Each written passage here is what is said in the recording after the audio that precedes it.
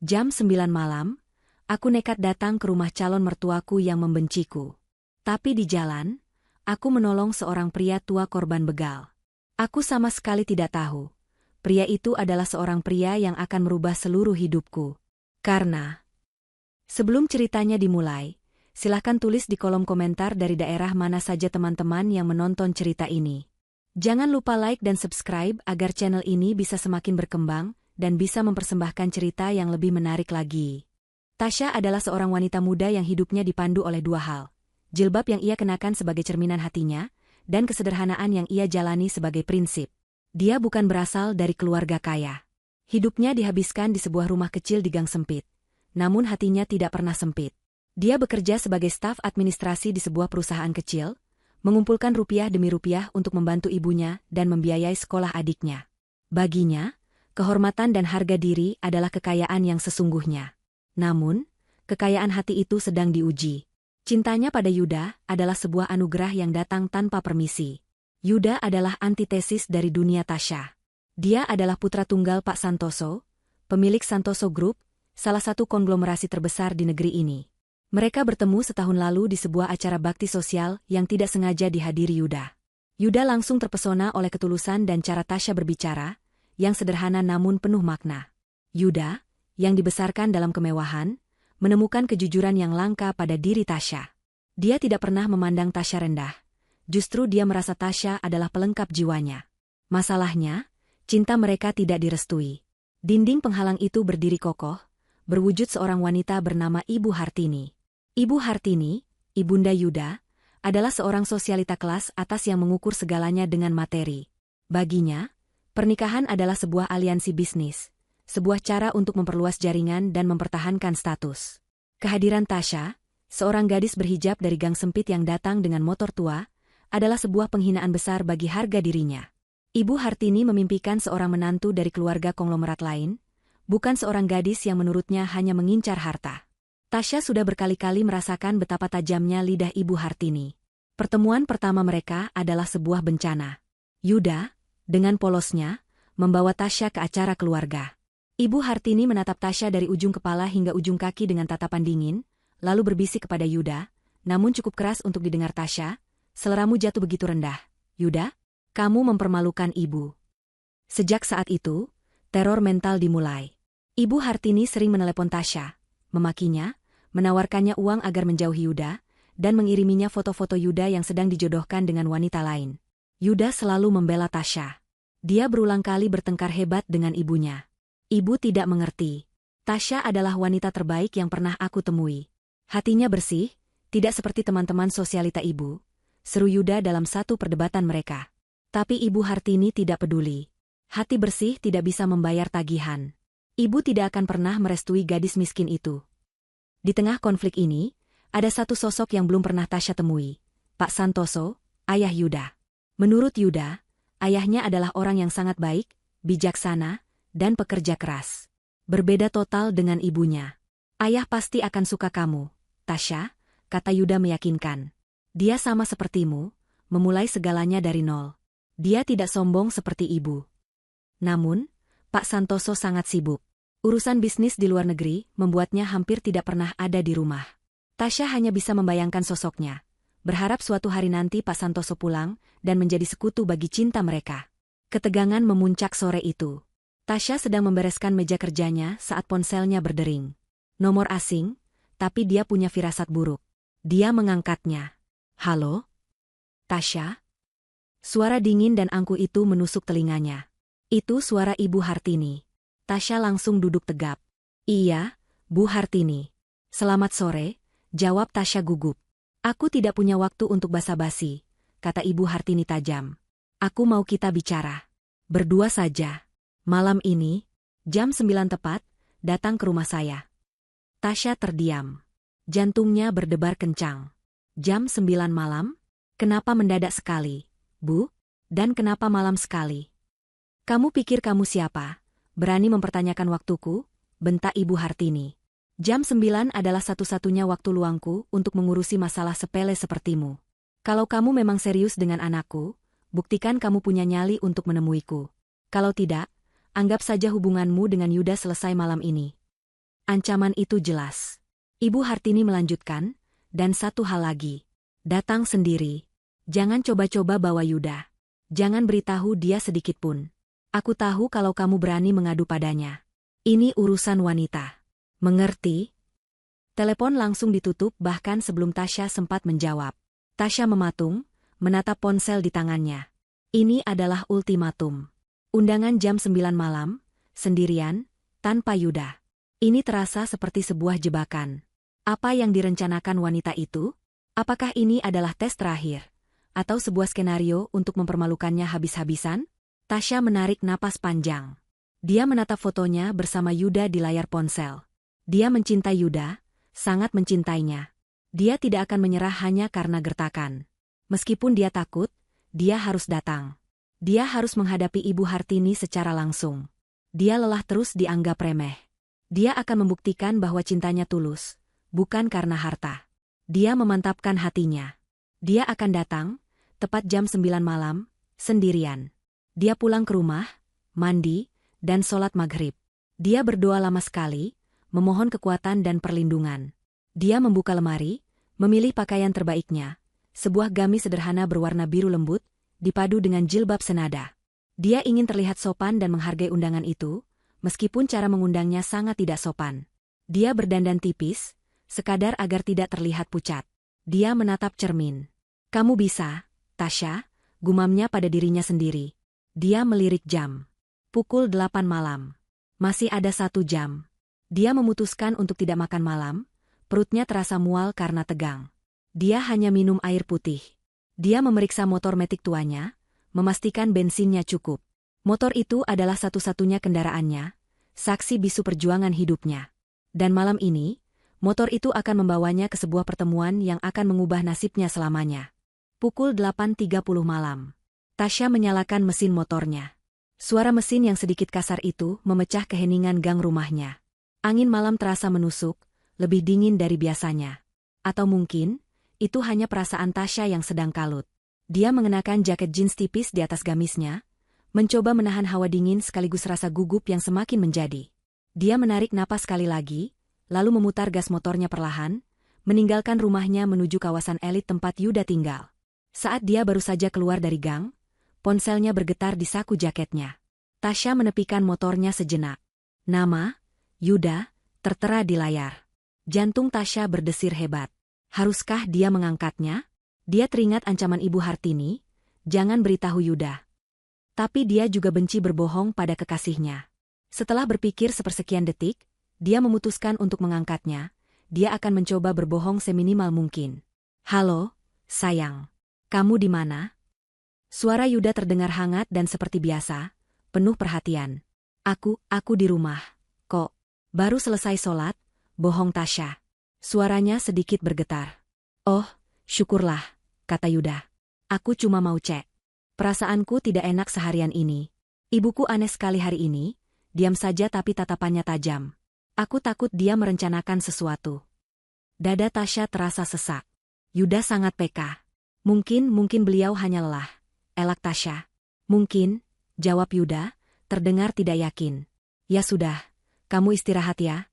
Jangan lupa kunci pintu. Aku hanya ingin dengar suaramu. Aku mencintaimu, Tasya. Aku juga mencintaimu, Yuda, jawab Tasya, nyaris menangis karena rasa bersalah. Dia segera menutup telepon sebelum Yuda menyadari keanehan dalam suaranya. Bohong ini terasa pahit di lidahnya, tapi dia tidak punya pilihan. Dia harus menghadapi ini sendirian. Tasya melanjutkan perjalanannya. Jalanan Jakarta di malam hari cukup ramai, namun semakin dia bergerak menuju kawasan perumahan elit di selatan, jalanan semakin lengang. Butuh waktu 30 menit untuk sampai di gerbang utama kompleks perumahan. Satpam di pos jaga menatapnya dengan pandangan sedikit meremehkan ketika melihat Tasya, seorang wanita berhijab dengan motor metik tua, menyebutkan alamat kediaman Santoso. Namun, setelah dia menyebutkan namanya dan berkata sudah ada janji, satpam itu akhirnya membukakan palang pintu. Kawasan perumahan itu seperti dunia yang berbeda.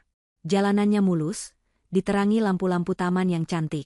Rumah-rumah di kiri kanan jalan begitu besar dan megah, seperti istana-istana kecil. Jauh berbeda dengan lingkungan rumahnya. Tasya menelan ludah, mencoba mengenyahkan rasa rendah diri yang tiba-tiba muncul. Dia terus memacu motornya, mengikuti petunjuk arah menuju klaster paling mewah. Rumah Yuda berada di bagian paling ujung, di sebuah jalan buntu yang besar. Tasya melihat jam di dashboard motornya. Pukul 9:07. Dia akan sedikit terlambat jika harus memutar lewat jalan utama klaster. Tiba-tiba dia teringat jalan pintas. Yuda pernah menunjukkannya sekali. Sebuah jalan kecil di samping taman, yang jarang dilewati mobil karena agak gelap, namun bisa memotong waktu tempuh hampir 5 menit. Jalan itu tembus langsung ke dekat rumah Yuda. Mengingat Ibu Hartini sangat ketat soal waktu, Tasya memutuskan mengambil jalan pintas itu. Dia tidak ingin memberi alasan lagi pada wanita itu untuk memarahinya karena terlambat. Dia membelokkan motornya ke jalan kecil yang terbuat dari paving block itu. Jalan itu benar-benar gelap. Seperti yang dia ingat, lampu taman di sini hanya ada beberapa dan jaraknya berjauhan. Rimbunnya pepohonan di kedua sisi jalan membuat suasana semakin sunyi dan sedikit mencekam. Tasya mulai merasa menyesal. Seharusnya dia tetap di jalan utama. Dia menambah kecepatan motornya sedikit, ingin cepat-cepat keluar dari jalanan seram ini. Tiba-tiba, dari jarak sekitar 20 meter di depannya, lampu motor Tasya menyorot sesuatu yang ganjil.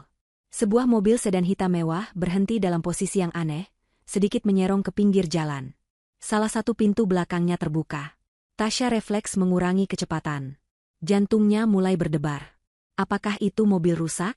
Atau, saat motornya semakin dekat, lampu motornya menangkap pemandangan yang membuatnya membeku. Sekitar 10 meter di depan mobil itu, tergeletak sesosok tubuh di atas aspal. Seorang pria. Tasya langsung mengerem mendadak. Motornya berhenti hanya beberapa meter dari pria itu. Dia mematikan mesin motornya. Suasana mendadak hening. Hanya ada suara jangkrik dan deru napas Tasya yang memburu. Apa yang terjadi di sini? Perampokan? Dia mendengar suara rintihan. Tolong, tolong. Suara itu sangat lemah, penuh kesakitan. Hati nurani Tasya seketika mengalahkan rasa takutnya. Dia tidak bisa meninggalkan orang yang butuh bantuan. Dia menyalakan lampu senter di ponselnya, standar motornya, lalu memberanikan diri melangkah mendekat. Pria itu tergeletak miring. Dia adalah seorang pria tua, mungkin berusia akhir 50-an. Dia mengenakan setelan jas yang mahal, tapi kini kotor oleh debu dan tanah. Ada luka robek di pelipis kanannya, darah segar mengalir membasahi wajah dan kemeja putihnya. Lengannya juga tampak terkilir. Dia menatap Tasya dengan mata yang setengah terpejam, menahan sakit. "Pak, Bapak tidak apa-apa?" tanya Tasya panik. Dia berjongkok di samping pria itu. Dia tidak mengenali pria ini. Saya dirampok, diserang." Rintih pria itu. "Mereka memukul kepala saya, tas kerja saya diambil." Tasya melihat sekeliling. Jalanan itu sepi, tidak ada orang lain.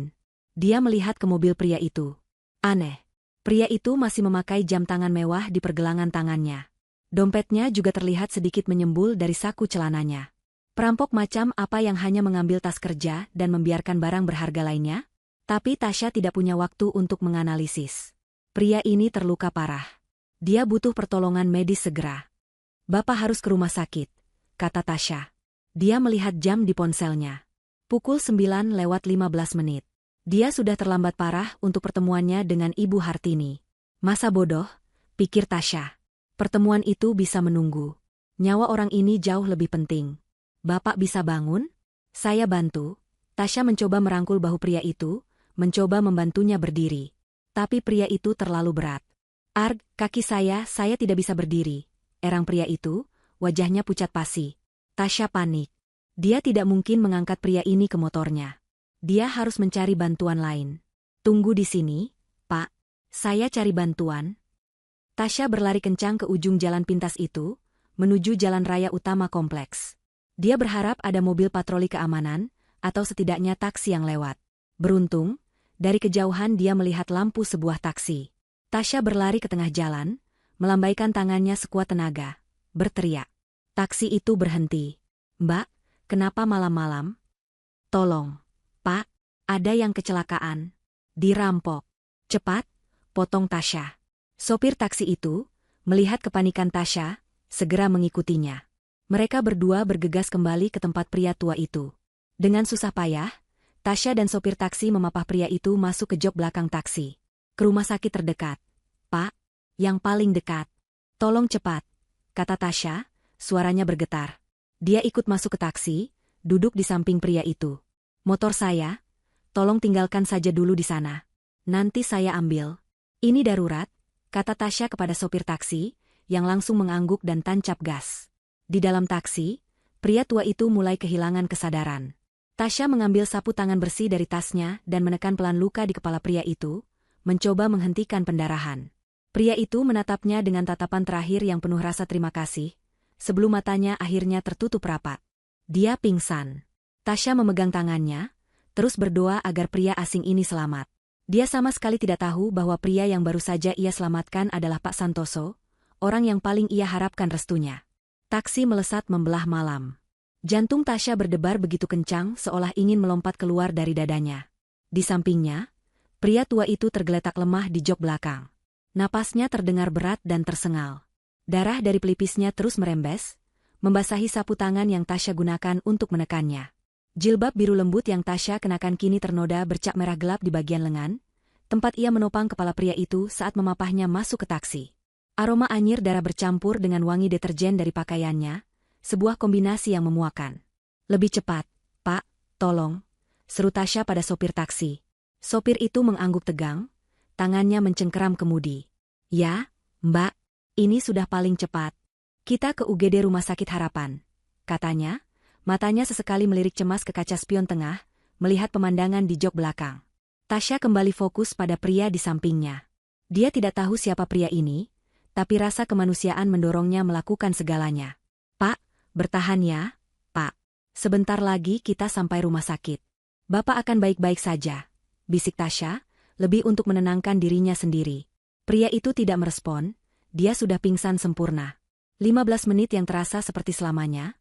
Taksi itu akhirnya mengerem mendadak di depan lobi unit gawat darurat. Belum juga taksi berhenti total, Tasya sudah melompat keluar. Suster, tolong. Ada korban perampokan. Pendarahan di kepala, teriak Tasya ke arah pintu UGD. 2 orang perawat dan seorang petugas keamanan segera berlari keluar dengan sebuah brankar. Mereka sigap membuka pintu taksi. Tasya dan sopir taksi membantu memindahkan tubuh lemas pria itu ke atas brankar. Apa yang terjadi? Tanya seorang perawat sambil memeriksa denyut nadi pria itu saat brankar didorong masuk. Saya menemukannya di jalan, suster. Di jalan pintas kompleks. Dia bilang dia dirampok. Jelas Tasya sambil berlari kecil di samping brankar. Anda keluarganya? Tanya perawat itu lagi, nadanya datar dan efisien. Bukan. Saya tidak kenal. Saya hanya menemukannya. Brankar itu didorong melewati pintu ayun ruang UGD. Tasya dihentikan oleh seorang perawat di meja administrasi. Mbak, tolong isi formulirnya dulu. Kami butuh identitas pasien. Tapi saya tidak tahu namanya. Sus, dia pingsan, kata Tasya panik. Perawat administrasi itu menghela napas. Baik. Kalau begitu kami harus mendaftarkannya sebagai pasien tanpa identitas. Tapi kami tetap butuh penjamin. Siapa yang akan bertanggung jawab atas biayanya? Tasya membeku. Biaya? Dia menatap dompet kecil di tasnya. Di dalamnya hanya ada sisa gajinya bulan ini, yang sudah ia siapkan untuk membayar tagihan listrik dan memberi ibunya. Saya penjaminnya, kata Tasya mantap, mengabaikan keraguan di hatinya. Baik. Saya pinjam KTP Mbak, kata perawat itu. Tasya dengan tangan sedikit gemetar menyerahkan KTP-nya. Tolong selamatkan dia, sus. Masalah biaya, saya akan usahakan. Perawat itu mengambil KTP Tasya, mencatat datanya, lalu mengembalikannya. Silakan tunggu di luar. Dokter akan menanganinya. Tasya mundur, merasa gamang. Dia berdiri di koridor yang sibuk. Aroma antiseptik menusuk hidungnya. Dia melihat ke sekeliling. Orang-orang berlalu lalang dengan wajah cemas. Di sudut lain, seorang ibu menangis terseduh-seduh. Tasya terduduk di kursi tunggu yang terbuat dari logam dingin. Dia menatap tangannya yang bergetar. Masih ada sisa darah kering di sela-sela kukunya. Dia baru tersadar. Jam. Dia melirik jam dinding di koridor. Pukul 9:45 menit. Ya Tuhan. Ibu Hartini. Tasya memejamkan matanya. Dia seharusnya berada di rumah mewah wanita itu 3/4 jam yang lalu. Dia bisa membayangkan wajah murka Ibu Hartini. Wanita itu pasti mengira Tasya pengecut, tidak berani datang. Dia pasti sedang menertawakan Tasya, menganggapnya tidak punya nyali. Seluruh skenario penghinaan yang mungkin terjadi di rumah itu, kini berganti dengan skenario yang lebih buruk. Ibu Hartini akan memiliki amunisi baru untuk menghancurkan hubungannya dengan Yuda. Dia akan berkata pada Yuda bahwa Tasya adalah gadis tidak bertanggung jawab, tidak bisa menepati janji, dan tidak menghargai waktu. Kepalanya pusing. Dia ingin sekali menelepon Yuda, menjelaskan semuanya. Dia merogoh tasnya, mencari ponsel. Layar ponselnya gelap. Baterainya habis. Tasya nyaris menangis. Sempurna. Dia benar-benar sendirian dalam kekacauan ini. Dia menyandarkan kepalanya ke dinding yang dingin. Apa yang harus dia lakukan? Pergi sekarang? Meninggalkan pria asing ini? Tapi bagaimana jika terjadi sesuatu? Dia adalah satu-satunya penjamin. Dia teringat motornya yang tergeletak begitu saja di jalanan gelap itu. Lamunannya buyar saat seorang perawat keluar dari ruang UGD. Mbak Tasya? Tasya langsung berdiri. Ya, suster. Bagaimana keadaannya? Perawat itu menatapnya dengan serius. Kondisi pasien kritis. Ada dugaan pendarahan internal di otak akibat benturan keras. Kami harus segera melakukan CT scan. Tapi setelah itu, kemungkinan besar dia harus segera dioperasi. Operasi. Kata itu terdengar mengerikan. Lakukan apa saja, sus. Tolong selamatkan dia, kata Tasya lirih. Masalahnya, lanjut perawat itu, polisi akan segera datang. Ini prosedur untuk kasus penyerangan. Mbak harus memberikan keterangan. Mohon jangan kemana-mana dulu. Polisi. Satu lagi masalah menumpuk. Tasya terduduk kembali. Malam ini sepertinya tidak akan berakhir. Dia menatap pintu ruang UGD yang tertutup rapat, berdoa dalam hati untuk keselamatan pria asing di dalamnya, dan pada saat yang sama, berdoa untuk keselamatan cintanya sendiri yang kini terasa berada di ujung tanduk. Dia telah memilih menyelamatkan nyawa orang lain, tapi dia sangat takut pilihan itu harus dibayar mahal dengan kehilangan Yuda. 2 jam berlalu seperti dalam gerak lambat. Tasya masih duduk di kursi logam yang sama. Rasa dingin dari kursi itu seakan menjalar ke tulang punggungnya, menambah rasa kaku pada tubuhnya yang lelah. Dia sudah mencuci tangannya di wastafel toilet, mencoba menghilangkan noda darah, tapi bayangan merah itu seakan menempel di ingatannya. Jilbabnya yang ternoda sudah ia coba bersihkan dengan tisu basah, namun hanya membuatnya semakin berantakan. Seorang dokter muda berwajah lelah keluar dari ruang UGD dan menghampirinya. Mbak Tasya, penjamin pasien tanpa identitas? Ya, dok. Saya, Tasya berdiri dengan sigap, jantungnya berdebar. Dokter itu menghela napas panjang. Hasil CT scan sudah keluar. Dugaan kami benar. Pasien mengalami pendarahan hebat di dalam rongga kepalanya. Hematoma epidural. Tekanannya menekan otaknya. Kita harus segera melakukan operasi kraniotomi untuk mengeluarkan gumpalan darah itu. Jika tidak, dalam beberapa jam ke depan, pasien bisa tidak tertolong. Tasya menelan ludah yang terasa pahit. Operasi. Ya, dan kami butuh persetujuan. Masalahnya, kami tidak bisa menghubungi keluarganya. Pasien tidak membawa identitas apapun saat diperiksa, kata dokter itu. Tapi, dok, saya sudah bilang. Saya bukan keluarganya. Saya hanya menemukannya. Ulang Tasya, suaranya bergetar. Dokter itu menatapnya dengan tatapan tajam namun penuh pengertian. Saya tahu, Mbak Tasya. Tapi ini situasi darurat. Kami terikat prosedur. Kami tidak bisa mengoperasi tanpa persetujuan tertulis. Dalam kondisi seperti ini, Anda yang membawanya, Anda yang mendaftarkannya sebagai penjamin. Secara hukum sementara, Anda adalah wali daruratnya. Mata Tasya membulat. Jadi, maksud dokter? Saya butuh tanda tangan Anda di surat persetujuan tindakan medis ini. Ini adalah satu-satunya kesempatan pasien untuk selamat. Saya tahu ini beban berat. Tapi kita tidak punya waktu. Dokter itu menyodorkan selembar formulir dan sebuah pulpen. Tasya menatap kertas itu. Tangannya gemetar hebat. Menandatangani ini berarti dia bertanggung jawab atas apapun yang terjadi selama operasi. Bagaimana jika operasinya gagal? Bagaimana jika pria itu meninggal di meja operasi? Dia akan terlibat dalam masalah yang jauh lebih besar. Dia hanya seorang staf administrasi biasa. Bagaimana dia bisa mengambil keputusan hidup dan mati seseorang? Dia teringat wajah kesakitan pria itu. Rintihannya meminta tolong. Dia teringat ajaran ibunya, bahwa menolong orang tidak boleh setengah-setengah. Bismillah, gumam Tasya pelan. Dia mengambil pulpen itu dari tangan dokter. Dengan satu tarikan napas mantap, dia menandatangani formulir itu di atas nama Tasya. Terima kasih, Mbak, kata dokter itu, terlihat lega. Kami akan melakukan yang terbaik. Mohon doanya. Dokter itu segera berbalik dan menghilang di balik pintu ruang operasi. Tasya kembali terduduk. Kakinya terasa lemas. Dia baru saja membuat keputusan terbesar dalam hidupnya. Belum sempat dia mengatur napas, dua orang pria berseragam polisi menghampirinya. "Permisi, Mbak Tasya Kamila?" "Ya, Pak. Saya," jawab Tasya, suaranya serak. "Kami dari kepolisian sektor terdekat. Kami mendapat laporan dari rumah sakit mengenai pasien korban penyerangan.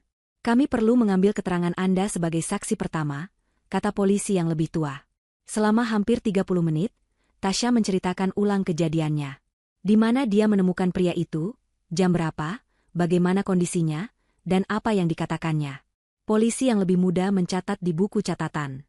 "Jadi, Mbak tidak melihat pelaku?" "Tidak, Pak. Jalanan itu sangat sepi. Saya datang, pria itu sudah tergeletak." Polisi yang lebih tua mengangguk-angguk. "Ini kasus yang aneh," gumamnya. "Aneh bagaimana, Pak?" tanya Tasya. "Menurut laporan perawat, dompet dan jam tangan mewah korban masih utuh. Tidak ada yang diambil," kata polisi itu. "Mbak bilang korban menyebut tas kerjanya yang diambil." "Iya, Pak. Dia bilang begitu." "Ini seperti bukan perampokan biasa, Mbak. Jika ini perampokan, pasti dompet dan jam tangannya ikut diambil. Ini lebih terlihat seperti seseorang sengaja menyerangnya dan ingin mengambil sesuatu yang spesifik dari tas kerjanya. Atau, mungkin ini percobaan pembunuhan yang dibuat seolah-olah perampokan." Jantung Tasya berdesir mendengar kata, percobaan pembunuhan. Malam ini terasa semakin surreal. "Baik, Mbak. Terima kasih atas keterangannya. Ini kartu nama saya. Jika Mbak teringat hal lain, atau jika ada yang menghubungi Mbak terkait korban, segera hubungi kami," kata polisi itu. Setelah polisi pergi, Tasya kembali sendirian. Jam dinding menunjukkan pukul 1 dini hari. Lampu operasi di atas pintu ruang bedah masih menyala merah. Dia lelah, lapar, dan kedinginan. Dia menyandarkan kepalanya di dinding, dan tanpa sadar, tertidur dalam posisi duduk yang tidak nyaman. Dia terbangun karena sentuhan lembut di bahunya. Seorang perawat tersenyum padanya. "Mbak Tasya." Tasya langsung terlonjak. Bingung. "Ya, Sus? Bagaimana operasinya?" Pria itu. "Operasinya berjalan lancar," kata perawat itu. "Dokter berhasil menghentikan pendarahannya. Pasien sekarang dipindahkan ke ruang ICU untuk observasi intensif. Dia belum sadar, tapi kondisinya sudah stabil." Air mata lega menggenang di pelupuk mata Tasya. "Alhamdulillah. Mbak sudah melakukan hal yang hebat malam ini," kata perawat itu tulus. "Sebaiknya Mbak pulang dan beristirahat. Biar kami yang menjaga pasien. Ini KTP Mbak." "Oh ya, ini, ada sedikit noda. Maaf."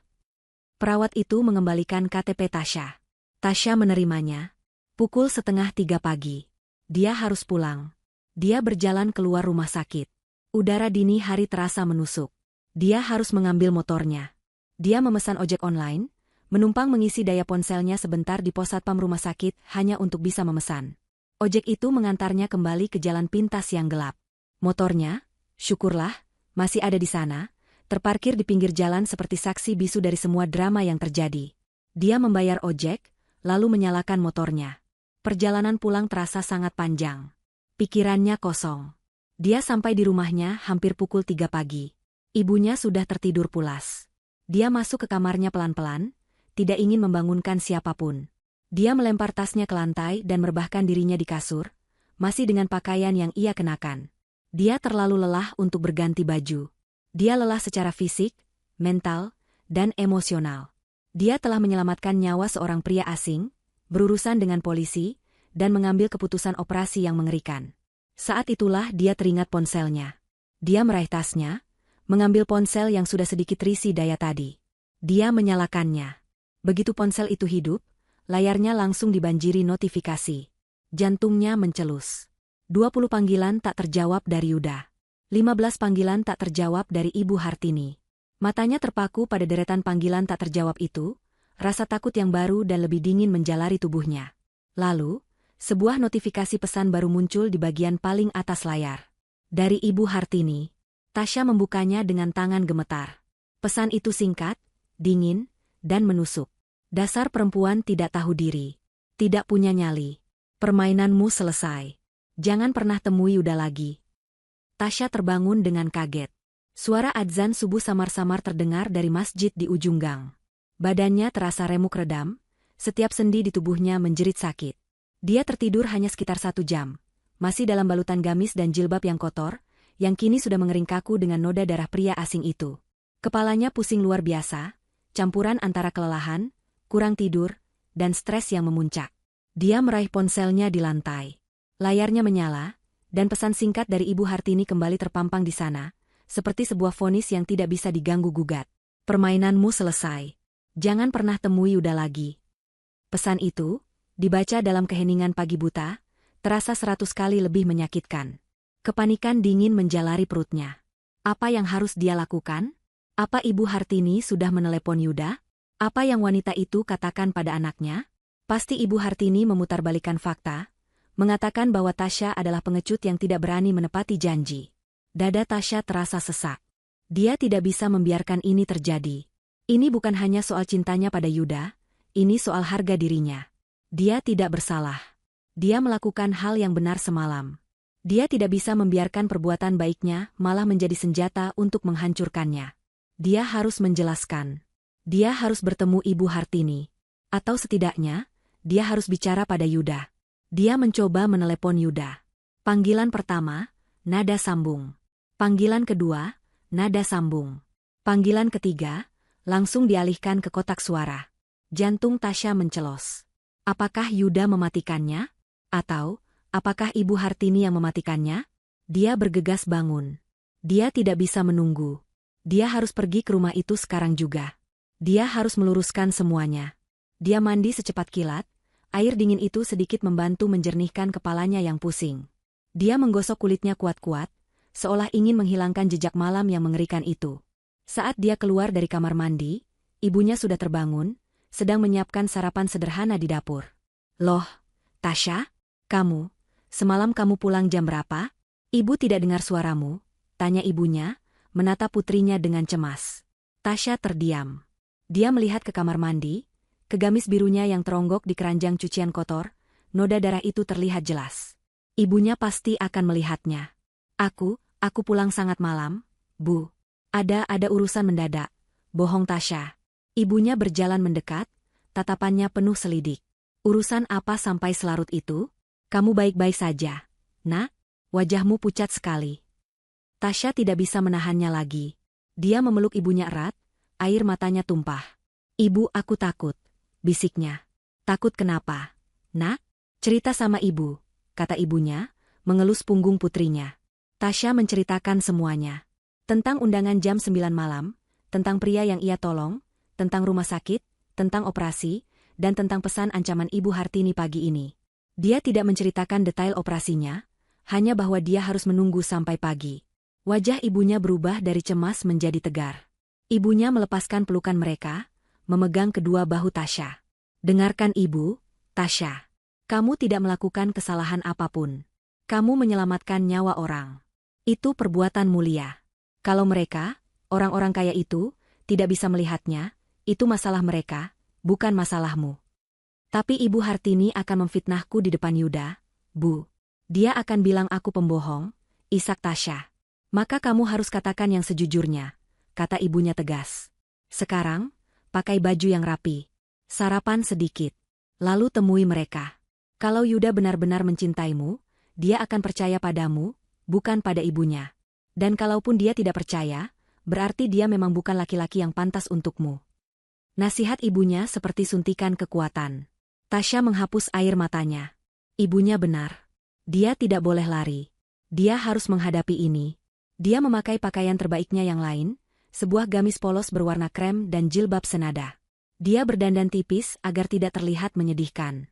Dia sarapan beberapa suap roti, memaksakan diri meski perutnya mual. Dia mencium tangan ibunya, dan dengan hati yang sedikit lebih mantap, dia keluar. Pukul 8 pagi. Dia menyalakan motornya. Perjalanan kali ini terasa berbeda. Tadi malam gelap dan mencekam. Pagi ini terang benderang, namun terasa lebih mengintimidasi. Dia akan memasuki sarang singa di siang hari bolong. Dia tiba di gerbang kompleks elit itu. Satpam yang berjaga adalah orang yang sama dengan yang semalam menatapnya curiga. Kali ini, tatapan satpam itu lebih dari curiga. Itu adalah tatapan menghina. Mau cari siapa lagi, Mbak? Tanyanya ketus. Saya Tasya. Saya mau bertemu Ibu Hartini, jawab Tasya, mencoba terdengar tenang. Satpam itu tertawa kecil. Oh, Mbak Tasya yang semalam ditungguin sampai malam, ya? Yang tidak jadi datang? Wajah Tasya memerah. Jadi Ibu Hartini sudah menyebarkan ceritanya. Tolong sampaikan, saya mau bertemu, pinta Tasya. Satpam itu mengangkat gagang interkom, berbicara dengan nada malas. Pak, ini ada Mbak Tasya di depan. Yang semalam? Oh, baik, Pak. Satpam itu menutup interkom, lalu menatap Tasya. Ibu Hartini sedang sarapan. Beliau tidak bisa diganggu. Saya akan tunggu, kata Tasya tegas. Ya, silakan tunggu. Tapi di luar gerbang, kata Satpam itu. Perintahnya, Anda tidak boleh masuk. Hati Tasya seperti diremas. Di luar gerbang? Di pinggir jalan? Tapi itu peraturannya, Mbak, kata Satpam itu, lalu kembali ke posnya, mengabaikan Tasya. Tasya memarkir motornya di pinggir jalan, di luar gerbang kompleks. Dia berdiri di sana, di bawah sinar matahari pagi yang mulai terasa menyengat. Dia merasa seperti pengemis. Mobil-mobil mewah berlalu lalang, menatapnya dengan pandangan aneh. Seorang wanita berhijab berdiri sendirian di depan gerbang kompleks mewah. Dia menelan ludah, menahan rasa malu yang membakar. 1 jam berlalu. Pukul 9. Tasya masih berdiri. Kakinya mulai pegal. Tenggorokannya kering. 1 jam lagi. Pukul 10. Panas matahari semakin terik. Jilbabnya mulai terasa gerah. Dia bersandar pada motornya, nyaris menyerah.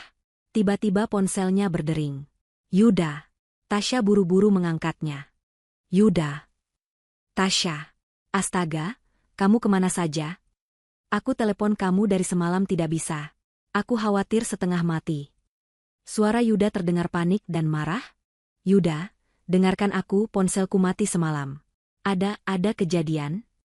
Kejadian apa? Kejadian apa yang lebih penting dari janjimu sama ibuku? Kamu tahu apa yang dia katakan padaku pagi ini? Dia bilang kamu pengecut. Dia bilang kamu tidak berani datang karena kamu takut ketahuan belangmu. Aku membelamu, Tasya. Aku bertengkar hebat dengannya. Tapi kamu sendiri yang membuat posisiku sulit. Hati Tasya hancur mendengar tuduhan itu. Yuda, itu tidak benar. Aku datang semalam. Aku dalam perjalanan ke rumahmu. Lalu kenapa kamu tidak sampai? Kenapa kamu tidak menelepon? Tuntut Yuda. Aku menolong korban begal di jalan pintas dekat rumahmu. Dia terluka parah. Aku membawanya ke rumah sakit. Aku di sana sampai jam 3 pagi. Jelas Tasya, suaranya bergetar menahan tangis. Hening sejenak di seberang telepon. Korban begal? Ulang Yuda, nadanya sedikit melembut. Ya, Yuda. Aku bisa buktikan. Aku sekarang ada di depan kompleks rumahmu. Tapi ibumu tidak mengizinkanku masuk. Aku disuruh menunggu di luar gerbang, di pos satpam, seperti penjahat. Apa? Suara Yuda meledak. Kamu di pos satpam? Sejak kapan? Sejak jam 8 pagi tadi, Yuda. Kurang ajar, geram Yuda. Tunggu di sana, aku datang. Telepon ditutup. Tasya gemetar. Dia tidak tahu harus senang atau takut. Beberapa menit kemudian, dari kejauhan, dia melihat Yuda berlari dari arah rumahnya menuju gerbang. Wajah Yuda memerah karena marah. Dia berdebat sengit dengan satpam, yang akhirnya membuka gerbang kecil untuk pejalan kaki. Yuda berlari ke arah Tasya, langsung memeluknya. Maafkan aku, sayang. Maafkan aku tidak tahu. Yuda. Tasya menangis di pelukan Yuda. Ayo, Yuda melepaskan pelukannya, menggenggam tangan Tasya. Kita temui ibu. Kamu harus jelaskan ini di depannya. Dia harus tahu. Yuda menarik tangan Tasya, membawanya masuk melewati gerbang. Satpam tadi hanya bisa menunduk takut. Tasya berjalan, atau lebih tepatnya diseret, oleh Yuda. Mereka berjalan cepat menyusuri jalanan aspal yang mulus itu, menuju rumah besar di ujung jalan. Menuju ke sarang singa. Mereka tiba di pintu depan yang megah. Pintu itu terbuka. Di dalam lobi yang luas, berdiri Ibu Hartini. Dia sudah tidak memakai pakaian santainya. Dia mengenakan setelan kerja berwarna merah marun yang mahal, rambutnya disanggul sempurna, wajahnya dirias tanpa celah. Dia menatap Tasya dengan tatapan paling dingin yang pernah Tasya lihat. "Oh," desis Ibu Hartini, suaranya menggema di ruangan itu. "Jadi, pahlawan kesiangan ini akhirnya tiba juga. Dengan pengawalnya." "Ibu, cukup," bentak Yuda. "Tasya punya penjelasan. Ibu harus dengar." Ibu Hartini tersenyum sinis. Dia melipat tangannya di dada. "Penjelasan? Baik. Aku sedang punya waktu 5 menit." Dia menatap Tasya dari ujung kepala sampai ujung kaki. "Silakan. Buat aku terkesan dengan dongengmu. Cerita apa yang sudah kamu siapkan hari ini?" Ruang tamu itu terasa seperti arena pertarungan. Udara di dalamnya dingin, bukan hanya karena pendingin ruangan yang disetel rendah, tapi juga karena aura permusuhan yang pekat memancar dari Ibu Hartini. Wanita itu duduk di sofa tunggal yang paling besar, seperti seorang ratu di singgasananya. Dia menatap Tasya dengan dagu terangkat, matanya menyipit, menunggu.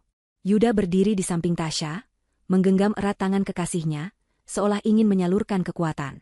"Tasya, jelaskan pada ibu. Ceritakan semua yang kamu alami semalam," kata Yuda, suaranya terdengar tegang. Tasya menelan ludah. Dia menatap lurus ke mata Ibu Hartini. "Selamat pagi, Bu Hartini. Maafkan saya." "Tidak perlu basa-basi," potong Ibu Hartini, suaranya tajam. "Langsung ke bagian di mana kamu mengarang cerita." Wajah Yuda mengeras. "Ibu, aku mohon." Tasya menarik napas. "Semalam, saya dalam perjalanan ke sini untuk memenuhi undangan ibu, tepat sebelum jam 9. Saya lewat jalan pintas di samping taman, untuk menghemat waktu." "Jalan pintas," cibir Ibu Hartini. "Sudah kuduga. Hanya orang rendahan yang mencari jalan pintas." Tasya mengabaikan hinaan itu. "Di jalan itu, saya menemukan seorang pria tergeletak di jalan.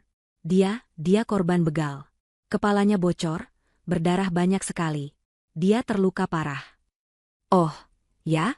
Korban begal? Di kompleks perumahan paling aman di Jakarta? Cerita yang menarik," kata Ibu Hartini, senyum sinisnya semakin lebar. "Saya tidak berbohong, Bu." Suara Tasya mulai bergetar. "Dia minta tolong. Saya tidak mungkin meninggalkannya. Saya menghentikan taksi dan membawanya ke UGD Rumah Sakit Harapan." Ibu Hartini tertawa. Bukan tawa riang, tapi tawa dingin yang mengejek. "Hahaha, Rumah Sakit Harapan? Luar biasa. Kamu sudah menyiapkan alibimu dengan sangat detail, ya? Kamu pikir aku bodoh? Kamu pikir aku akan percaya cerita sinetron murahan seperti itu?" "Itu bukan cerita," seru Tasya, air matanya mulai menggenang. "Saya di sana sampai jam 3 pagi. Pria itu harus dioperasi. Pendarahan di otak. Saya bahkan harus menandatangani surat persetujuan operasinya, karena dia tidak membawa identitas dan saya yang membawanya." "Luar biasa." Ibu Hartini bertepuk tangan pelan, sarkasmenya begitu kental. "Jadi sekarang kamu bukan cuma pacar anakku, kamu juga seorang pahlawan? Seorang wali darurat? Kamu sungguh multitalenta, Tasya. Aktingmu hebat sekali." "Ibu." Yuda tidak tahan lagi. "Kenapa ibu jahat sekali? Kenapa ibu tidak bisa percaya? Lihat Tasya. Dia kelelahan. Dia ketakutan."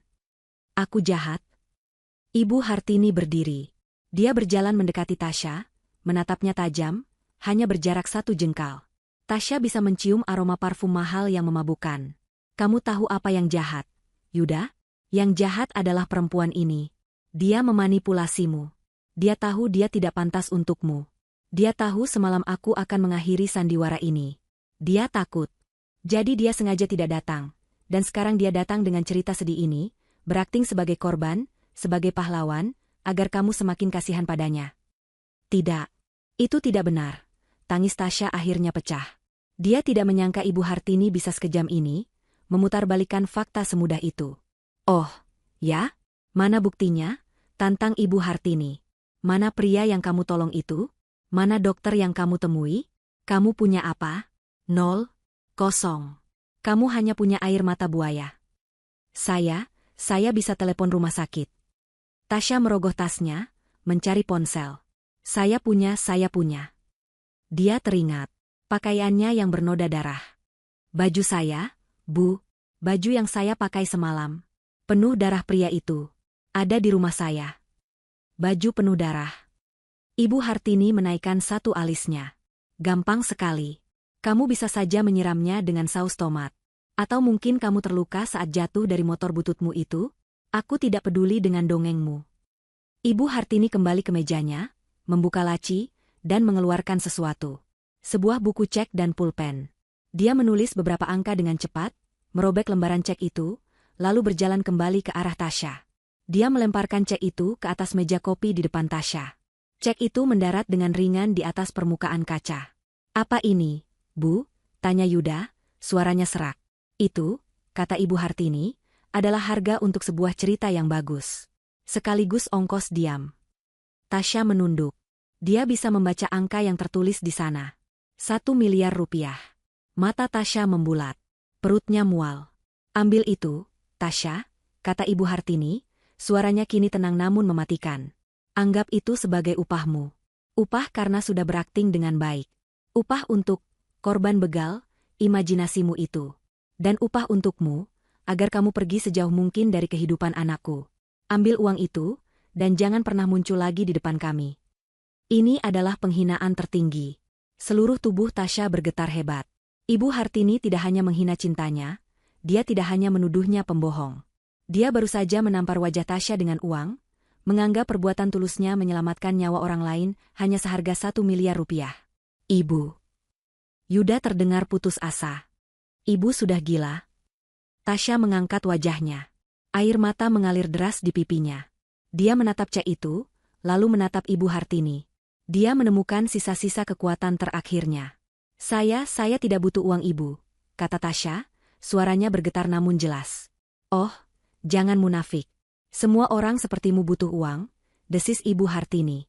Saya mungkin miskin, Bu Hartini, lanjut Tasya. Saya mungkin tidak punya apa-apa dibandingkan Ibu. Tapi saya punya sesuatu yang Ibu tidak punya. Apa itu? Kebodohan? Harga diri, jawab Tasya. Cinta saya tidak bisa dibeli. Ketulusan saya tidak bisa Ibu nilai dengan uang. Dan perbuatan saya menolong orang lain semalam, itu murni karena kemanusiaan. Ibu boleh menghina saya. Ibu boleh menuduh saya pembohong. Tapi saya tidak akan pernah mengambil uang itu. Tasya menyeka air matanya dengan kasar. Dia menatap Yuda, yang menatapnya dengan pandangan campur aduk antara sakit hati, kagum, dan putus asa. Yuda, maafkan aku. Aku tidak bisa, lirihnya. Dia berbalik, tidak lagi sanggup berada di ruangan itu. Dia berjalan cepat menuju pintu keluar. Tasya, tunggu, teriak Yuda, hendak mengejarnya. Biar dia pergi, Yuda, perempuan itu. Bentak Ibu Hartini. Berhenti. Sebuah suara baru terdengar di ruangan itu. Suara yang berat, serak, dan penuh wibawa, meskipun terdengar lemah. Langkah Tasya terhenti. Yuda membeku. Ibu Hartini menoleh kaget ke sumber suara.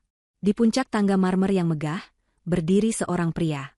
Dia mengenakan jubah mandi sutra, memegangi pegangan tangga dengan satu tangan. Kepalanya diperban tebal, persis di bagian pelipis kanan. Wajahnya pucat dan tampak bengkak di beberapa bagian. Dia berjalan tertatih-tatih, satu langkah demi satu langkah menuruni tangga. Jantung Tasya serasa berhenti berdetak. Matanya membelalak. Dia mengenal pria itu. Dia sangat mengenali wajah itu, meskipun kini dalam kondisi yang berbeda. Itu adalah pria yang dia tolong di Jalan Pinta semalam. Pria yang pingsan di pangkuannya. Pria yang operasi otaknya baru saja dia tanda tangani. Pria itu menatap lurus ke arah Tasya. Yuda adalah yang pertama bersuara, nadanya penuh keterkejutan dan kebingungan. Ayah? Apa yang ayah lakukan di sini? Kenapa kepala ayah diperban? Bukankah ayah seharusnya masih di Singapura? Keheningan yang pecah di ruang tamu itu terasa lebih memekakan daripada teriakan manapun. Semua mata tertuju pada sosok di tangga. Pak Santoso. Wajahnya pucat, langkahnya tertatih, satu tangannya memegang erat pegangan tangga, dan kepalanya terbalut perban putih yang kontras dengan jubah mandi sutranya. Yuda mematung, pertanyaan, bukankah ayah seharusnya masih di Singapura, menggantung di udara, tak terjawab. Tasya berdiri kaku di dekat pintu, napasnya tertahan di tenggorokan. Dia tidak bisa salah lihat. Itu adalah pria yang ia tolong. Pria asing yang nasibnya ia pertaruhkan dengan tanda tangannya. Pria yang ia sangka tidak akan pernah ia temui lagi, kini berdiri di sana. Tapi reaksi yang paling mengerikan bukanlah milik Tasya atau Yuda. Reaksi itu adalah milik Ibu Hartini. Saat suara Pak Santoso terdengar, Senyum sinis di wajah Ibu Hartini langsung lenyap, seolah disiram air es. Wajahnya yang tadi merah padam karena marah, dalam sekejap berubah menjadi pucat pasi. Lebih pucat dari dinding di belakangnya. Matanya membelalak ngeri, menatap sosok di tangga itu bukan sebagai suami, tapi sebagai hantu. Tangannya yang tadi terlipat angku di dada, kini terkulai lemas di sisinya. Dia mundur selangkah, lalu selangkah lagi, bibirnya terbuka sedikit seolah ingin menjerit, tapi tidak ada suara yang keluar. Dia gemetar hebat, sangat kentara, sampai-sampai anting berlian di telinganya bergetar hebat. Dia tahu suaminya seharusnya tidak berada di sana. Dia tahu suaminya seharusnya sudah mati. Ayah. Yuda akhirnya menemukan suaranya. Dia berlari ke kaki tangga. Ayah. Apa yang terjadi? Kenapa ayah bisa di sini? Kenapa kepala ayah diperban? Ayah baik-baik saja? Rentetan pertanyaan itu keluar tanpa jeda. Pak Santoso tidak langsung menjawab Yuda. Matanya masih menatap lurus ke satu titik. Dia menatap Tasya. Pandangannya yang semula sedikit bingung karena efek obat bius pasca operasi, kini berubah menjadi fokus. Dia mengenali wajah itu. Wajah penuh kecemasan yang ia lihat terakhir kali di bawah cahaya lampu jalan yang redup. Wajah yang ia lihat di ruang UGD sebelum matanya tertutup. Kamu. Suara Pak Santoso serak dan lemah, tapi cukup untuk didengar di ruangan yang hening itu. Dia mengulurkan tangannya yang tidak memegang pegangan tangga ke arah Tasya. Gadis-gadis yang menolong saya. Tasya tersentak. Dia menunjuk dirinya sendiri dengan ragu. Saya, Pak. Yuda menoleh bolak-balik antara ayah dan kekasihnya. Dia adalah orang yang paling bingung di ruangan itu. Apa? Ayah kenal Tasya? Menolong ayah? Maksudnya apa ini? Pak Santoso mulai menuruni tangga, satu persatu, dengan sangat perlahan. Setiap langkah tampak menyakitkan. Yuda segera berlari menaiki beberapa anak tangga untuk memapah ayahnya. Ayah, hati-hati. Ayah sakit, kata Yuda, paniknya terdengar jelas. Saya baik-baik saja, Yuda. Lepaskan, kata Pak Santoso, suaranya kini lebih tegas. Dia menepis pelan tangan anaknya. Dia ingin turun dengan kekuatannya sendiri. Dia akhirnya sampai di lantai dasar. Dia berdiri di tengah lobi, napasnya sedikit terengah.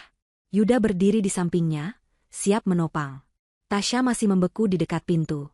Dan Ibu Hartini masih di tempatnya, menempel di dinding di dekat meja, seolah ingin menyatu dengan tembok. Pak Santoso menatap Tasya lagi. Tatapannya kini penuh kejelasan. Kamu semalam di jalan pintas, katanya. Air mata Tasya akhirnya lolos. Dia mengangguk cepat. Bapak, pria yang di jalan itu, pria yang saya bawa ke rumah sakit itu Bapak? Suaranya pecah. Ya, Nak, jawab Pak Santoso lembut. Panggilan, Nak, itu bagaikan sebuah pelukan hangat. Kamu menyelamatkan nyawa saya. Yuda terhuyung. Dia menatap Tasya, lalu ke ayahnya. Jadi, cerita Tasya benar? Korban begal itu, ayah? Wajah Yuda berubah dari bingung menjadi ngeri. Dia mengerti sekarang. Semuanya terhubung. Alasan Tasya tidak datang semalam. Alasan Tasya dituduh pembohong. Itu semua karena dia sedang menyelamatkan nyawa ayahnya sendiri. Yuda menatap ibunya dengan pandangan yang sulit diartikan. Pak Santoso kini mengalihkan perhatiannya. Dia berjalan pelan melewati Yuda. Tatapannya kini terkunci pada istrinya. Ibu Hartini tersentak saat tatapan mereka bertemu. Hartini, kata Pak Santoso. Suaranya rendah dan dingin, tidak ada lagi kehangatan di sana. Kenapa? Kenapa kamu terlihat sangat ketakutan melihat suamimu pulang? Mas Santoso aku. Ibu Hartini tergagap. Dia tidak bisa merangkai kata. Aku kaget. Kaget melihatmu luka. Kaget melihatku luka? Atau kaget melihatku hidup? Tanya Pak Santoso, setiap katanya seperti sebuah tamparan. Apa maksudmu, Mas? Tentu saja aku. Cukup, bentak Pak Santoso, suaranya tiba-tiba menggelegar, membuat semua orang terkejut. Dia meringis sedikit, memegangi kepalanya yang berdenyut. Saya pulang diam-diam dari Singapura. Saya sengaja tidak memberitahumu. Saya ingin memberimu kejutan. Saya ingin membicarakan sesuatu. Dia berhenti sejenak, mengatur napas. Tapi sepertinya saya yang mendapat kejutan. Kejutan yang sangat hebat.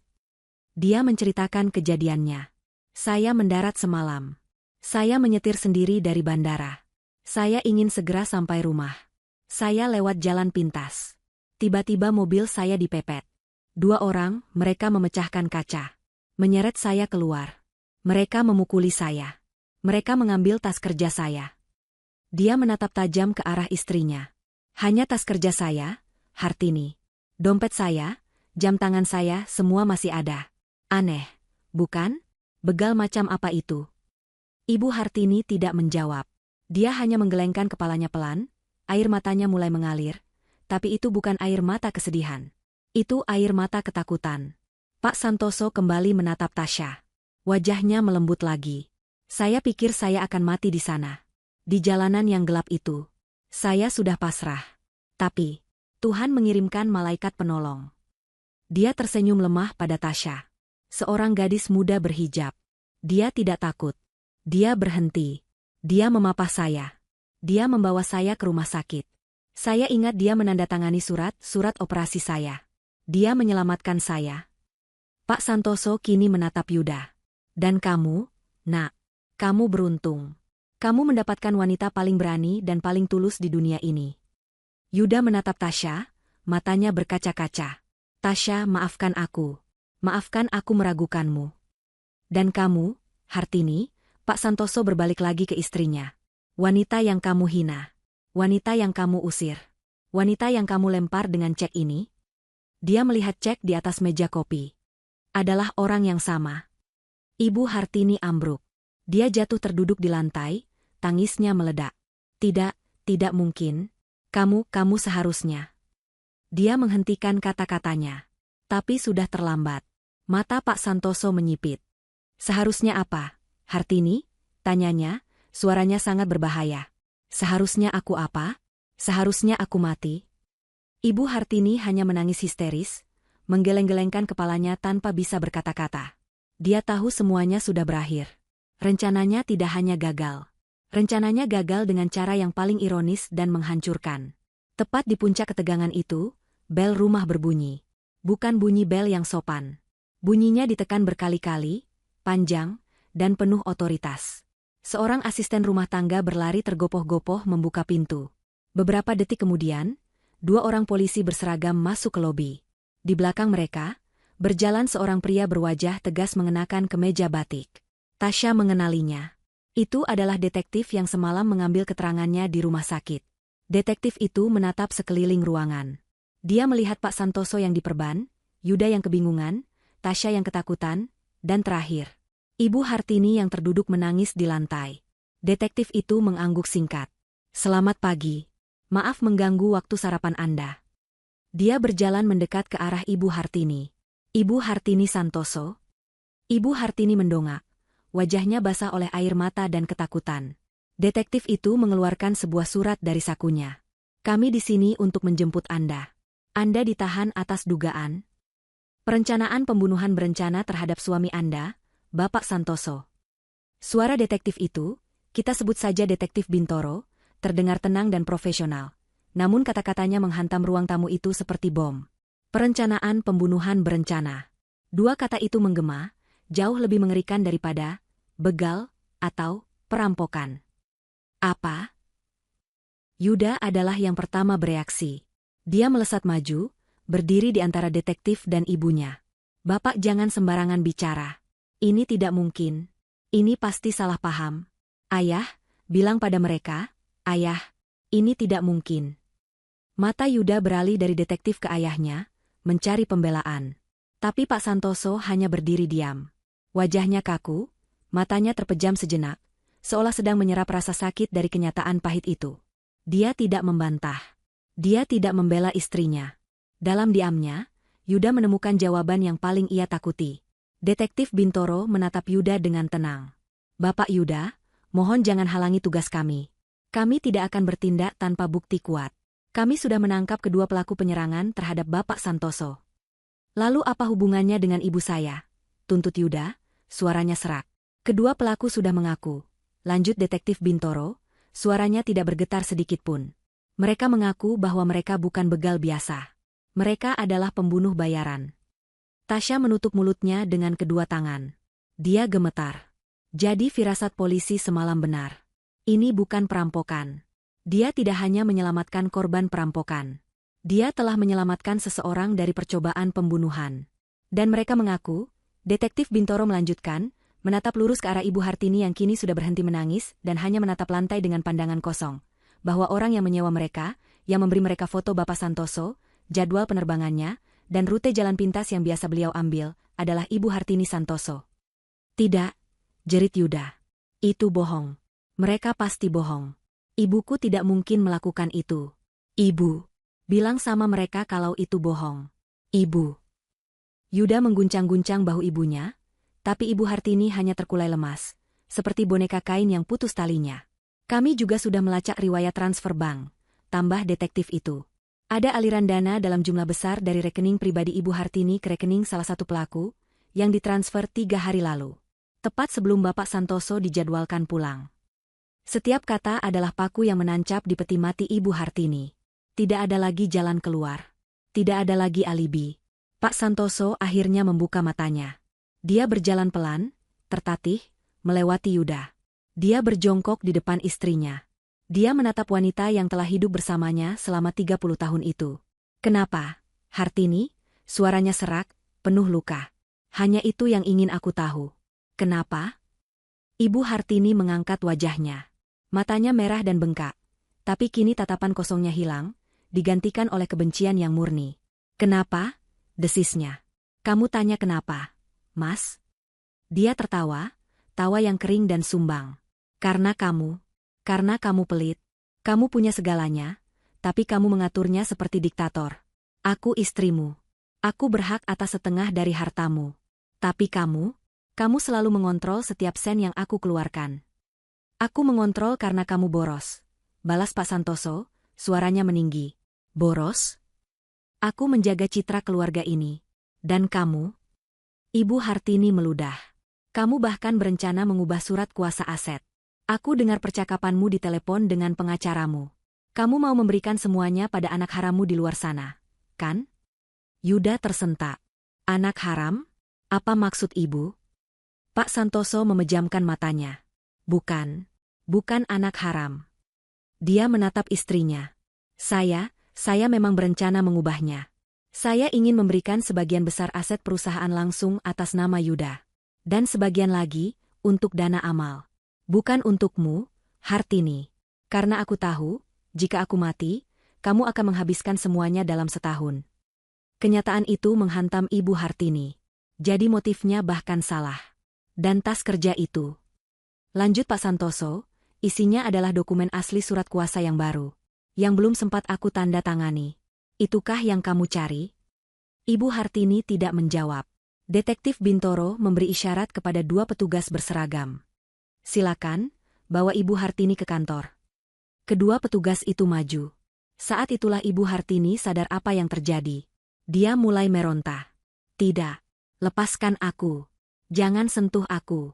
Mas Santoso, tolong aku. Yuda. Aku ibumu, Yuda. Tolong ibumu.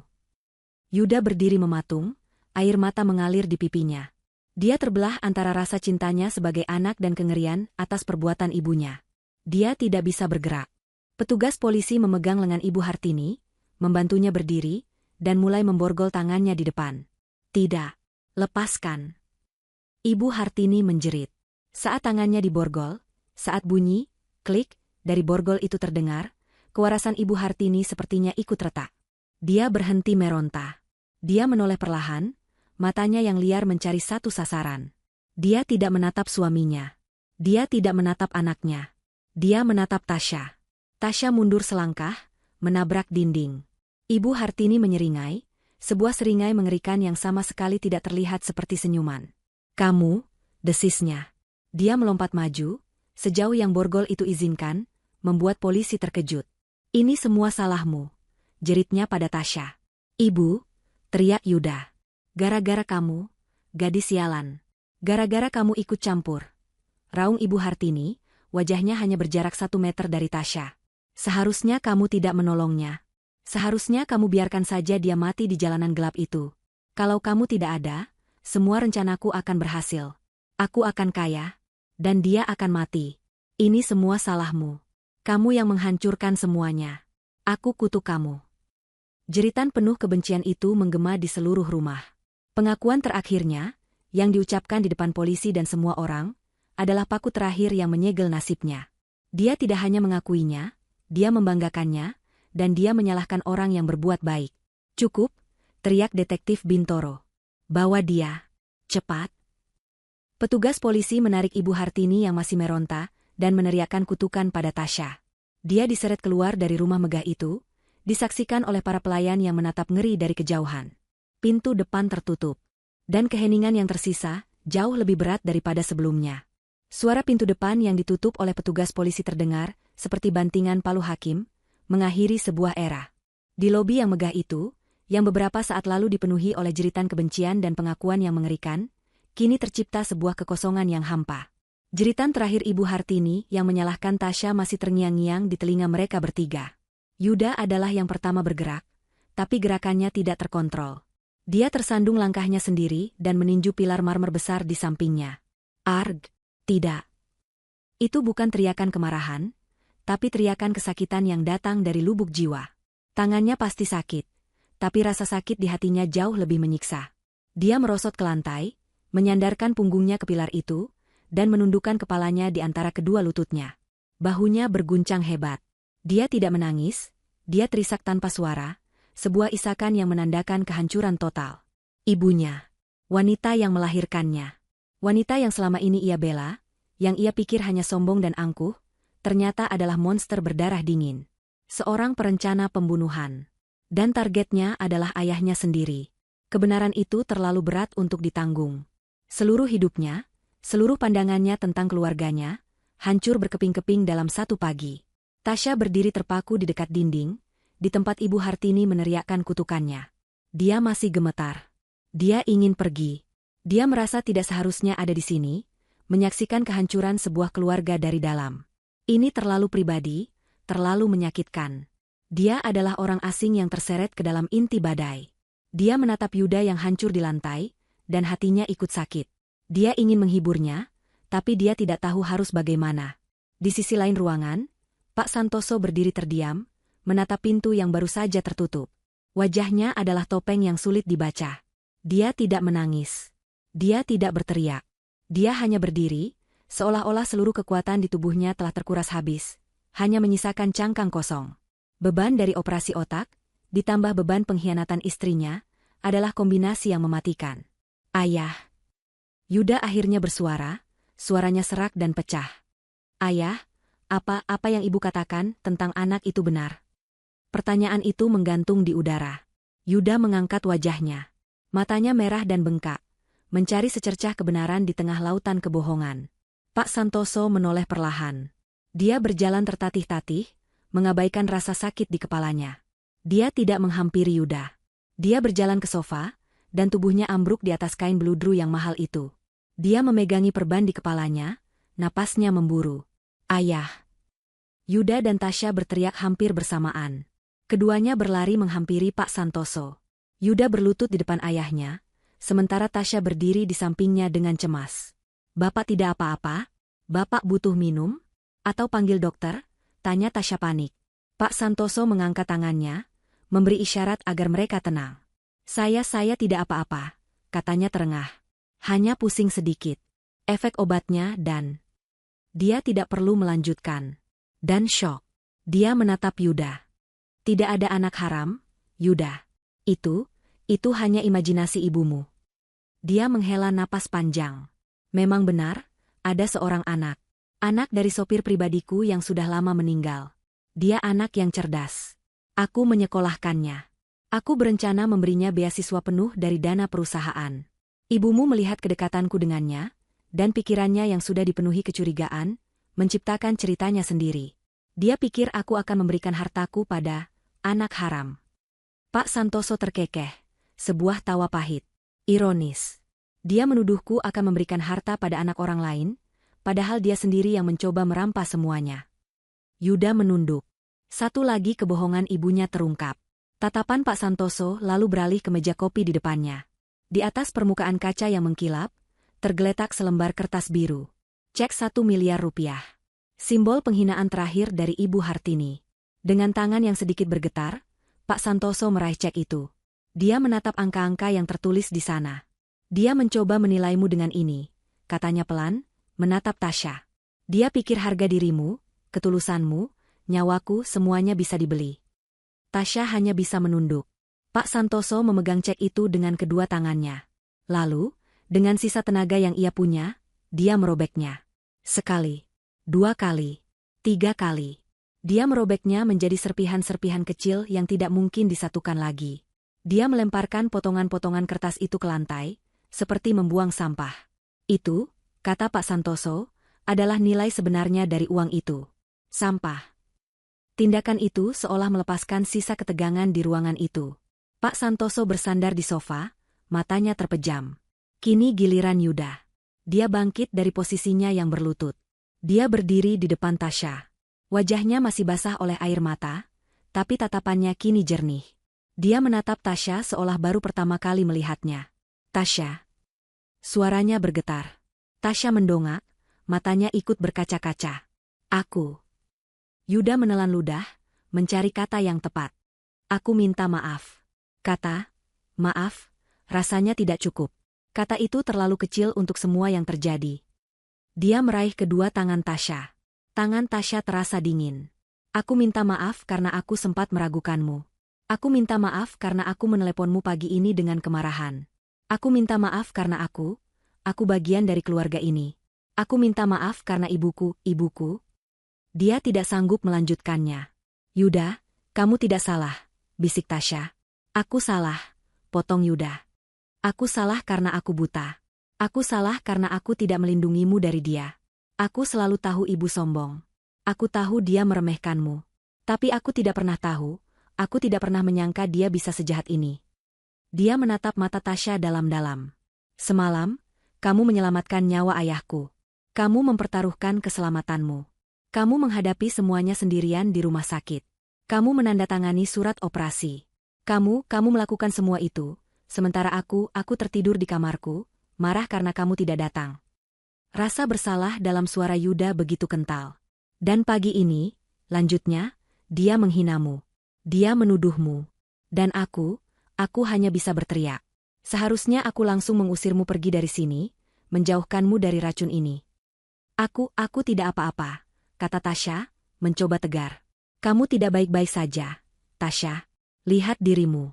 Kamu kelelahan. Kamu ketakutan. Kamu baru saja diancam dan dikutuk oleh ibuku sendiri di depan polisi. Tidak ada yang baik-baik saja. Yuda menarik Tasya ke dalam pelukannya. Dia memeluknya erat, seolah takut Tasya akan menghilang. Maafkan aku, Tasya. Maafkan aku. Mulai sekarang aku bersumpah, aku akan melindungimu. Aku tidak akan membiarkan siapapun menyakitimu lagi. Tidak akan pernah. Tasya akhirnya membalas pelukan itu. Dia menangis di dada Yuda. Bukan lagi tangis ketakutan, tapi tangis kelegaan. Dia tidak lagi sendirian. Yuda ada di pihaknya. Dari sofa, Pak Santoso membuka matanya. Dia menyaksikan pemandangan itu dengan senyum tipis yang lelah. Tasya, panggilnya pelan. Yuda dan Tasya melepaskan pelukan mereka, menoleh ke arah Pak Santoso. Nak, kata Pak Santoso pada Tasya. Saya berhutang nyawa padamu. Saya tidak tahu bagaimana cara membalasnya. Apapun yang kamu minta. Saya tidak minta apa-apa, Pak, potong Tasya cepat. Saya ikhlas. Saya hanya melakukan apa yang harus saya lakukan. Pak Santoso tersenyum. Saya tahu. Itulah yang membuatmu sangat berharga. Kamu tidak seperti dia. Dia tidak perlu menyebut nama Hartini. Kamu tulus. Dia menghela napas. Saya butuh istirahat. Luka di kepala saya masih berdenyut. Dan hati saya juga. Dia menatap Yuda. Yuda, antar Tasya pulang. Pastikan dia selamat sampai di rumah. Dia sudah melewati malam yang jauh lebih berat dari kita semua. Yuda mengangguk. Baik, ayah. Dan Tasya, Pak Santoso menatapnya lagi, matanya kini serius. Pulanglah. Beristirahatlah. Kamu pasti lelah. Temui ibumu, tenangkan dia. Tapi besok atau lusa, saat kamu siap, saya ingin kamu datang lagi. Tasya ragu. Untuk apa, Pak? Saya ingin datang ke rumahmu, kata Pak Santoso. Saya ingin bertemu dengan ibumu secara resmi. Saya ingin berterima kasih padanya, karena telah membesarkan putri yang luar biasa. Dan saya ingin melamarmu. Secara resmi. Untuk Yuda. Jika kamu dan ibumu masih bersedia menerima kami. Mata Tasya membelalak. Ini lebih dari sekadar restu. Ini adalah permintaan maaf. Ini adalah kehormatan. Saya. Tasya tidak tahu harus berkata apa.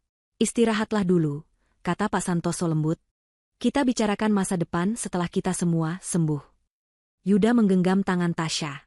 Ayo, aku antar kamu pulang. Tasya mengangguk.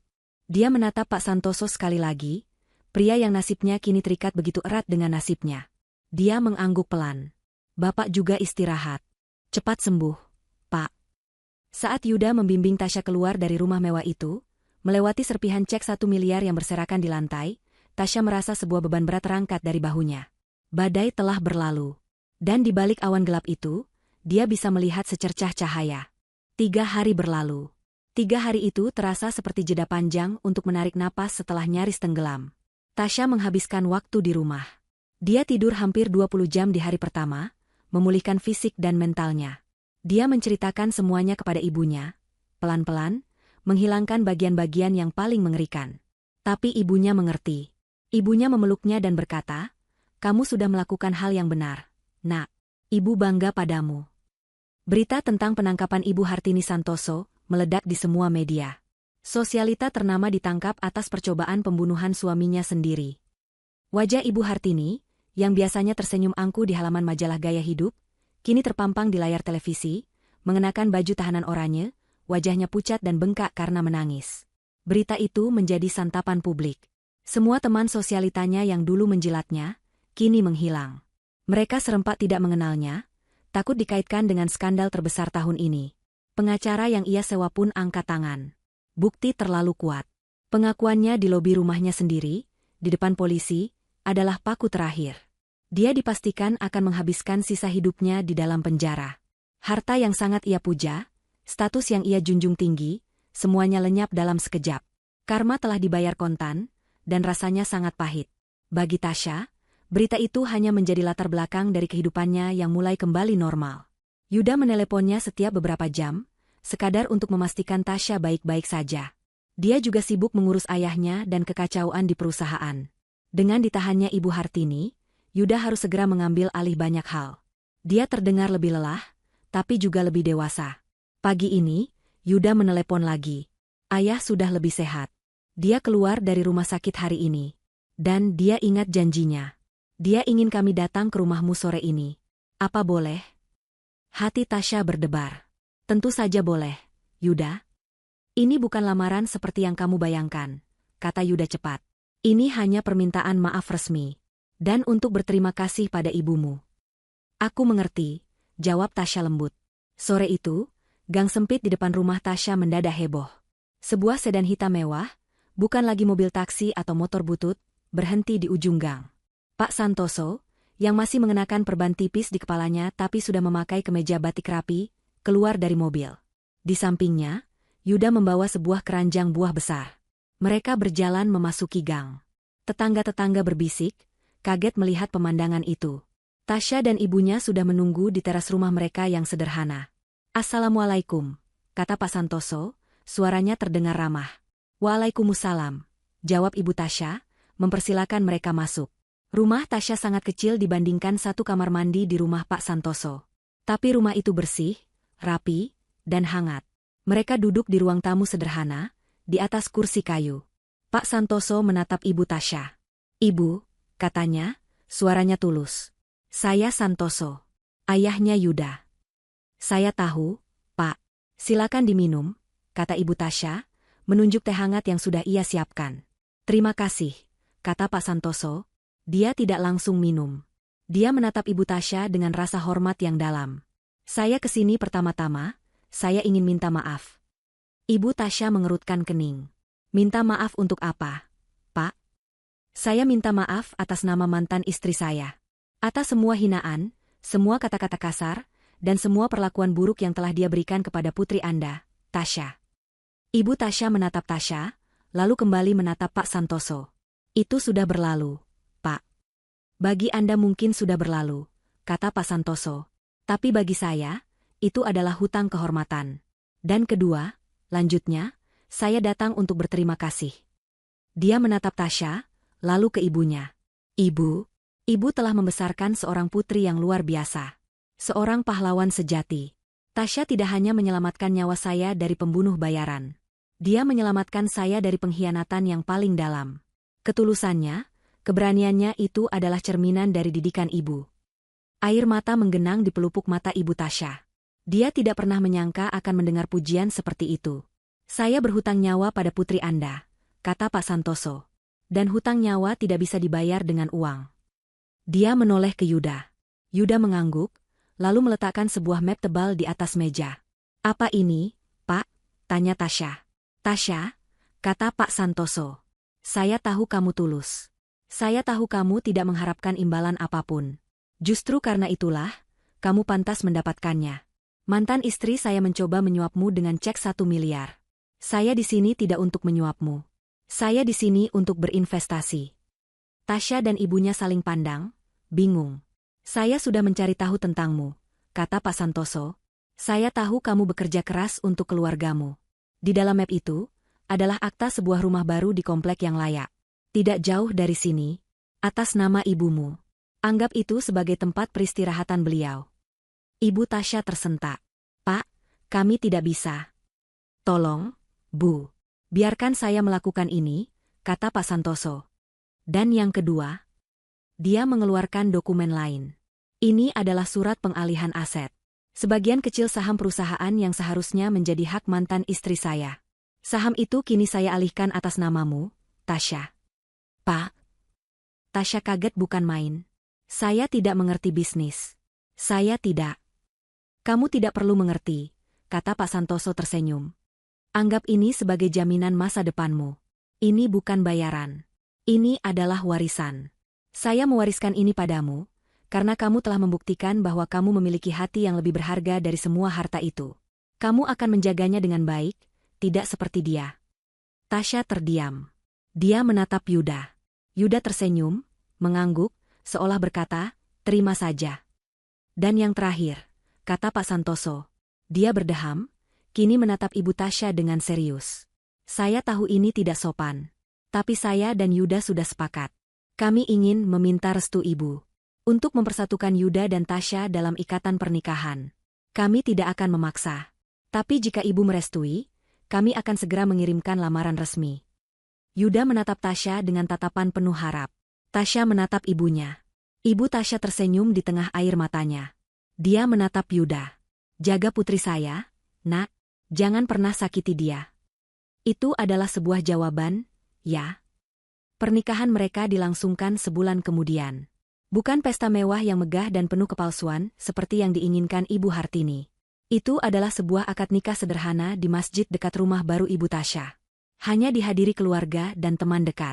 Pak Santoso, yang sudah pulih total, duduk di samping Ibu Tasya, terlihat seperti dua orang tua yang bahagia menyaksikan anak-anak mereka. Saat Tasya mencium tangan Yuda setelah ijab kabul, dia menatap suaminya.